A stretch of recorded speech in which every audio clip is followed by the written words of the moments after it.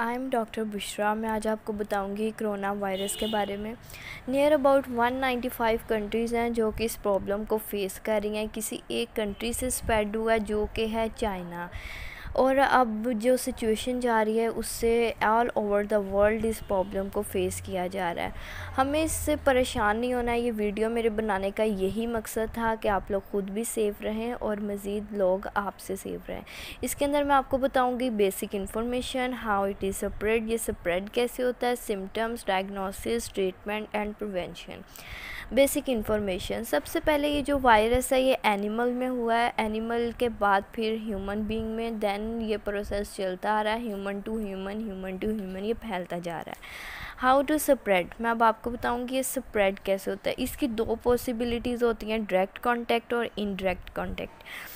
जो direct contact होता है इसके अंदर ऐसा होता है कि जो इन्फेक्टेड पर्सन होता है वो आपके करीब बैठा स्नीजिंग कर रहा है, छींक रहा है या कफिंग कर रहा है या खांसी कर रहा है, उससे भी उसके ड्रॉपलेट्स आपके ऊपर गिरेंगे जिससे आपके अंदर वायरस होने के एंटर होने के चांसेस होते हैं।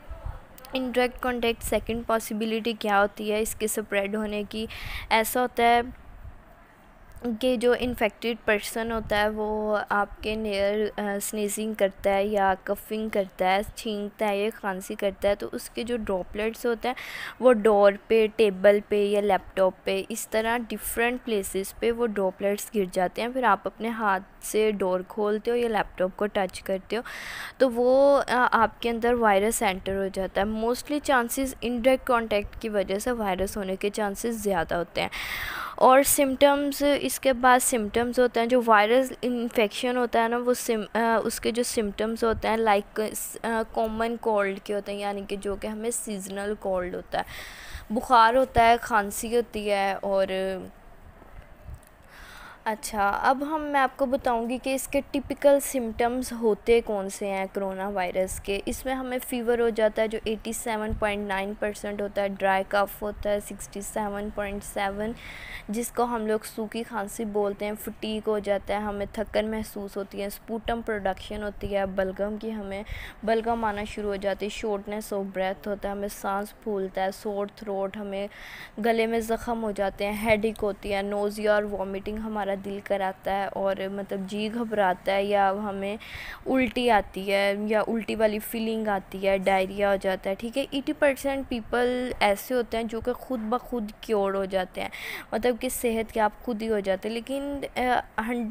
100 अगर पर्सनस हैं जो कि इस पेशेंट से इन्फेक्टेड हैं कोरोना वायरस से, तो उसके अंदर चांसेस होते हैं कि 1 to 4% पीपल्स की डेथ हो जाए। मोर्टेलिटी रेट 1 to 4% होता है अगर 100% इन्फेक्टेड हो गए, ठीक है। और जो डेथ रेट होता है वो मोस्टली ओल्ड एज लोगों में होता है, क्योंकि ओल्ड एज जो पीपल्स होते हैं उसके अंदर लो इम्यूनिटी होती है, ईज़िली वायरस एंटर हो जाता है। जैसे कि हम इन पेशेंट्स को देखते हैं, कार्डियोवास्कुलर डिजीज़ का पेशेंट है, डायबिटीज़ का पेशेंट है, chronic respiratory disease, hypertension, cancer, इनकी वजह से इन पेशेंट में भी वायरस के एंटर होने के चांसेस ज़्यादा होते हैं, क्योंकि इनके अंदर भी इम्यूनिटी लेवल लो होता है। डायग्नोसिस, मोस्टली ऐसा भी देखा गया है कि कुछ के अंदर वो भी कोई सिम्टम शो नहीं होती लेकिन फिर भी उनको कोरोना हो जाता है। डायग्नोसिस का डायग्नोस क्या होता है कि स्पेसिफिक टेस्ट किए जाते हैं on the basis of complain, के पर्सन क्या कंप्लेन कर रहा है कि मुझे क्या हो रहा है, उनकी बेसिस पे स्पेसिफिक टेस्ट किए जाते हैं। और अगर एक पर्सन है कि आउट ऑफ कंट्री से वो आया है तो उसकी हम लोग हिस्ट्री लेते हैं, तो उसके सिम्टम्स भी उसको फ्लू के आते हैं, तो इस वजह से भी उसका स्पेसिफिक टेस्ट किया जाता है। और सीबीसी रिपोर्ट जो हमारी ब्लड की होती है उसके अंदर भी वायरल डिजीज़ अडॉप्ट होता है ये। उसके बाद मैं आपको बताती हूँ इसका ट्रीटमेंट। फ़िलहाल तो इसका कोई ट्रीटमेंट नहीं आया है कि जस्ट एक आप लोग फूड लें जिसके अंदर विटामिन सी के अमाउंट ज़्यादा हो। और विटामिन सी का क्या पर्पज़ होता है, वो आपके इम्यूनिटी लेवल को स्ट्रॉन्ग करता है, जो कि वायरस को एंटर होने में से रोकता है। प्रिवेंशन हमें किस तरह इस वायरस से बचना चाहिए। हमें फ्रिक्वेंटली हैंड वॉश करने चाहिए, सैनिटाइज़र यूज़ करना चाहिए। जैसे कि अगर हमारे पास पानी नहीं है, अवेलेबल नहीं है, हम लोग सैनिटाइज़र यूज़ कर सकते हैं, हैंड को सोप के साथ वॉश करें। इसीलिए हमें कहा जा रहा है कि बार बार हैंड वॉश करें। मास्क को यूज़ करें। मास्क को यूज़ करने के कुछ रूल्स होते हैं जो कि हमें उनको फॉलो करना होता है। Hand wash, use sanitizer. अगर हमने मास्क यूज़ करने से पहले हैंड वॉश करने, अगर पानी अवेलेबल नहीं है तो उस सैनिटाइज़र भी यूज़ कर सकते हैं। बार बार सैनिटाइज़र यूज़ करें ताकि आपको वायरस से बच सकें। Cover mouth and nose with mask. हमने इसके साथ मास्क के साथ अपना नोज़ और माउथ को कवर रखना है, और इस कदर इसको कवर करना है जिससे गैप ना हो इसके अंदर, ताकि कोई वायरस या मतलब हमारे माउथ या नोज़ के थ्रू अंदर ना जा सके।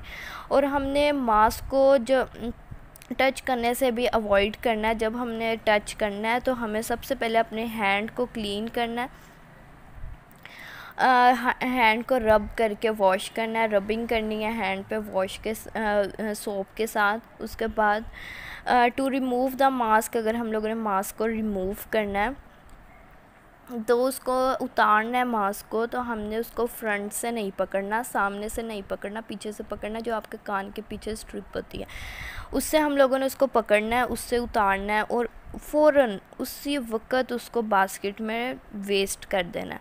उसको अगेन यूज़ के लिए नहीं रखना, और दोबारा अपने हैंड वॉश करने हैं पानी के साथ। पानी अगर अवेलेबल नहीं है, सोप अवेलेबल नहीं है तो सैनिटाइज़र यूज़ करें।